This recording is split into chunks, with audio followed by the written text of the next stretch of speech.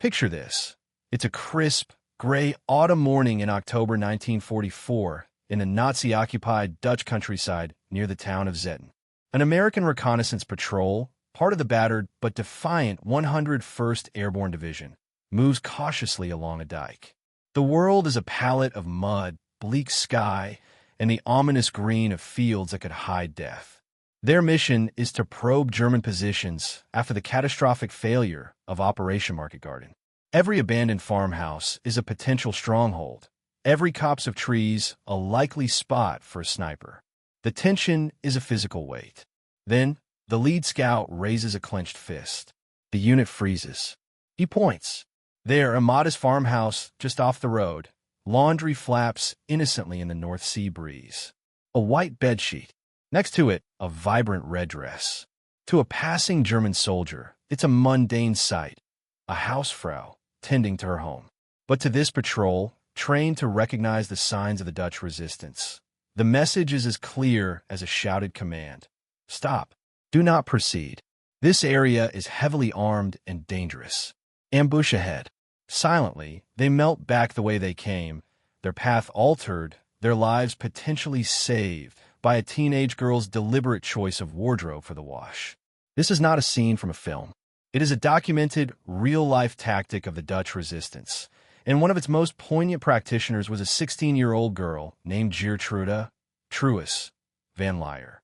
In the shadow of grand military campaigns, her story represents the profound power of civilian courage, ingenious low-tech warfare, and the silent, fluttering signals that waged a secret war against tyranny. Chapter 1. The Crucible. Holland in the wake of Market Garden. To understand the desperation and brilliance of the laundry signals, one must first grasp the nightmarish situation in the Netherlands in the fall of 1944.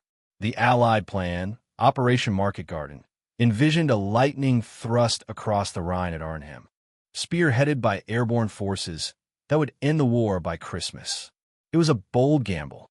It failed spectacularly. By late September, the Allies were shattered. The British 1st Airborne Division was all but annihilated at Arnhem. The American 82nd and 101st Airborne Divisions, having secured their initial objectives at Nijmegen and Eindhoven, were now stranded in a narrow, vulnerable corridor of territory dubbed Hell's Highway. They were exhausted, undersupplied, and holding a defensive line against fierce German counterattacks. The geography was a defender's dream and an attacker's nightmare. The lower Netherlands is a flat, waterlogged expanse of polders, land reclaimed from the sea, crisscrossed by canals, ditches, dikes, and raised roads. Movement was channelized. Troops were forced to advance along these exposed dike roads, with flooded fields on either side offering no cover. For the Germans, it was a shooting gallery. They expertly dug in machine gun nests, deployed snipers, laid minefields, and used false flag operations, soldiers wearing captured American and British uniforms, to lure Allied patrols into deadly traps. For the Dutch civilians caught in this stalemate, the situation was dire. The occupying German forces, now reinforced and emboldened by their victory at Arnhem, intensified their oppression. Roundups for forced labor increased. Reprisals for resistance activity were swift and brutal. Summary executions, the burning of villages, and the taking of hostages were commonplace. Yet, within this cauldron of fear, the Dutch resistance, Het Verzet, became more audacious than ever. Their tasks were multifaceted, escorting downed Allied airmen along escape lines, the famous Comet Line, gathering military intelligence, sabotaging railways and communications, and, crucially, providing direct tactical support to the stranded Allied forces. It was in this lethal landscape that simple, deniable communication became a matter of life and death for both the resistance and the Allied soldiers who depended on them. Radios were scarce, dangerous to operate, and easily detected by German direction-finding vans.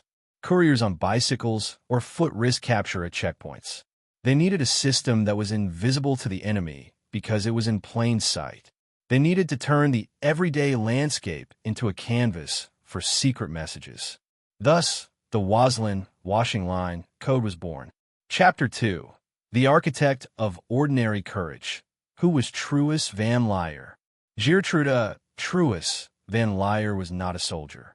She was a pastor's daughter, living with her family on a farm that, by the cruel fate of war, found itself perched on the very edge of the front lines in the Betuwe region, often called the island, between the Waal and Rhine rivers. Her father, a man of faith and principle, was known to be sympathetic to those in need. Their farm, like many others, became a node in the local resistance network, a place to hide a radio, store forbidden pamphlets, or offer a meal to a man on the run. Truus, at 16, possessed a combination of qualities that made her an ideal resistance operative. She was observant, fearless, and crucially, invisible to the Nazi worldview. To the German soldiers, she was just another Mädchen, a girl preoccupied with childish things beneath notice. They failed to see the sharp intelligence behind her youthful face, the calculating courage that allowed her to walk past them with a smile while memorizing their unit insignia and counting the vehicles they drove. Her initiation into active signaling was likely gradual.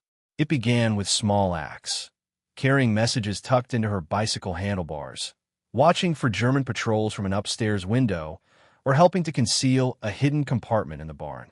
The laundry system, however, elevated her role to one of direct tactical importance. She was entrusted with a code that translated the mundanity of domestic life into a battlefield lexicon. Chapter 3. The Code and the Cloth, a Silent Language of Survival. The system was elegant in its simplicity. Every German patrol in the area, every shift in fortification, changed the narrative of the landscape. Truus and her resistance cell had to update that narrative for the Allies in real time, using nothing but laundry. The code was adaptive and could vary slightly by cell, but its core principles were consistent. The white sheet, or towel, the most common signal. It indicated general danger. German troops are active in this immediate vicinity. Proceed with extreme caution. This could mean a patrol was resting in the village, or a temporary checkpoint had been set up down the road. The red garment, a dress, skirt, or later, a shirt. This was the critical, high-priority warning. This route is deadly. Do not approach. A red item signaled specific imminent danger. A machine gun nest covering the road, a section of road that was mined, or the presence of German troops in the farmhouse itself, possibly using it as an observation post. In some variations, the placement of the red item, on the left end versus the right, could indicate the direction from which the threat was expected. The arrangement of socks or handkerchiefs. This was often a prearranged all clear or secondary message. A specific number of socks or socks paired in a certain way could mean safe house active here, indicating the home was a place where soldiers could find shelter, food, or a guide, or message dead drop available, meaning intelligence was hidden in a designated spot on the property. The absence of laundry altogether. In the context of an established signaling location, an empty line could be as meaningful as a full one. It might signal that the house was under direct German observation, that the family had been taken, or that the resistance cell had been compromised. It told the watching Allied scout, "Trust nothing from this location. We are silent for a reason." Truus's day would begin with a reconnaissance of her own. She would do her chores, feed the animals, perhaps run an errand to the village, all the while noting everything. The number and type of German vehicles, the direction they traveled, where they stopped, the sounds of digging or construction. Based on this intelligence, she would then make her calculated choice. Hanging the laundry was an act of performance. She had to look nonchalant, even bored. If a German soldier was lounging nearby, she might hum or appear frustrated with a stubborn stain. Every movement had to sell the lie of normalcy. The moment the last peg was secured, the signal was live. It would flutter for hours, seen by hidden Allied observers with telescopes, or reported by other resistance members who would then pass the information along the chain. The psychological burden was immense. If she made a mistake, hung the red dress when she meant to hang the white sheet, or failed to change the signal quickly enough after Germans left, she could directly cause the deaths of the men she was trying to save. The weight of those potential lives was on her shoulders with every clothespin. Chapter 4. The network of whispers beyond the laundry line. Truist was never alone. She was one thread in a vast, intricate tapestry of resistance. Her laundry signals were just one method in a broader arsenal of field signaling used across the European theater. Window and curtain codes, the positioning of flower pots, the opening or closing of specific shutters, or the arrangement of books on a windowsill conveyed messages to passing agents. Agricultural signals, the orientation of a haystack, the pattern of plowing in a field, or the leaving of a cart in a certain position could mark landing zones for Allied aircraft or safe paths through minefields. The role of scouts and couriers. Often, the initial intelligence that informed Truist's signals came from men and boys who acted as scouts. They would move through the fields and canals, mapping German positions. Others, like the legendary Englandspiel couriers, though that term is also associated with a tragic infiltration, would carry detailed written intelligence and sketches to Allied headquarters, often corroborating what the laundry lines were saying in real time. Coordination with the Allied military. The effectiveness of the signals depended on the Allies knowing the code.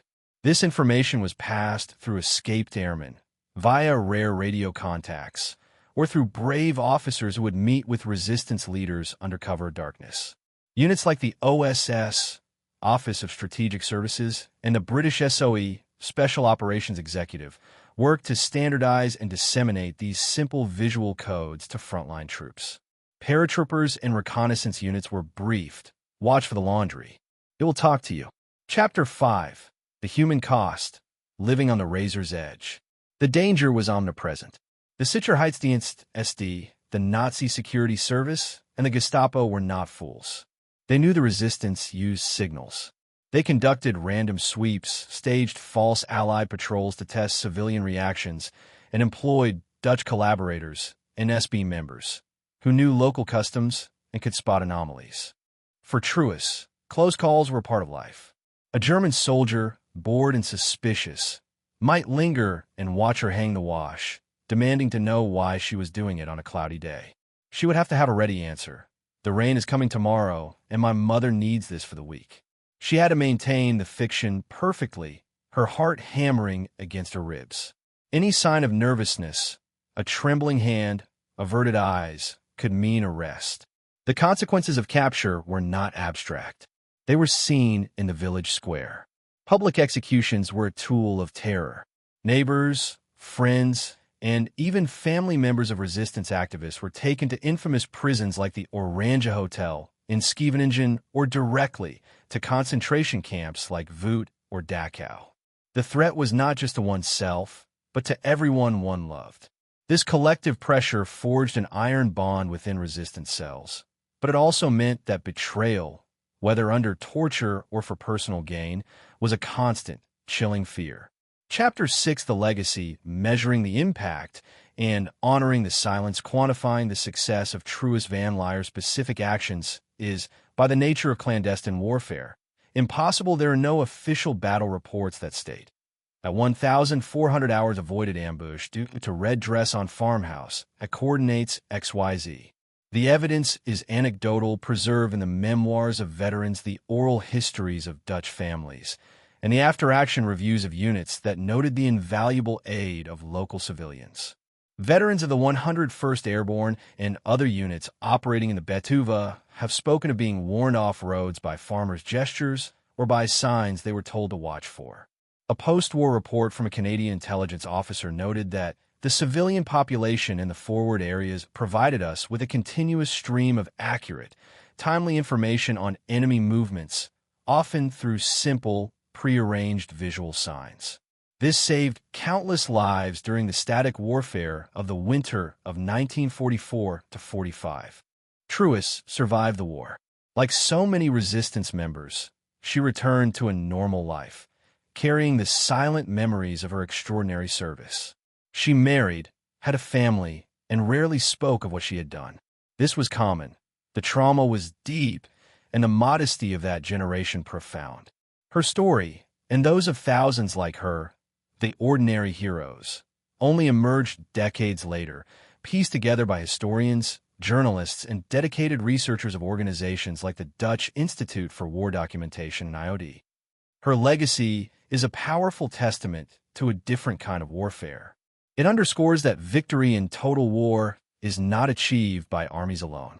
It is won by the collective will of a people, by the courage of a teenage girl who weaponized her daily chores, and by the quiet understanding that even in the face of overwhelming force, the human spirit can communicate, resist, and ultimately prevail through a simple line of laundry, fluttering like a flag of defiance in the wind. A final, provocative question for you. In our modern world of satellite surveillance, encrypted digital communications, and AI-driven intelligence, the laundry line code seems charmingly antiquated. But consider this. The core strength of Truist's system was its low observability. It was hidden precisely because it was boring, normal, and beneath the notice of a high-tech occupier. So, in an era where every digital footprint is tracked, could the ultimate secure comms of the future look a lot more like the past? Could tomorrow's resistance fighters bypass AI monitoring by returning to analog, socially camouflaged signals, a specific graffiti tag, a pattern of discarded objects, or the arrangement of goods in a shop window? The principles of deniability and social stealth are timeless. What modern-day laundry lines can you imagine? Share your most creative ideas for low-tech, high-impact resistance in a hyper-digital world in the comments below. Let's have a fascinating discussion. And if you're captivated by these untold stories of ingenuity and courage where history's darkest hours, make sure to subscribe. We delve deep into the archives to bring you the narratives that textbooks often miss.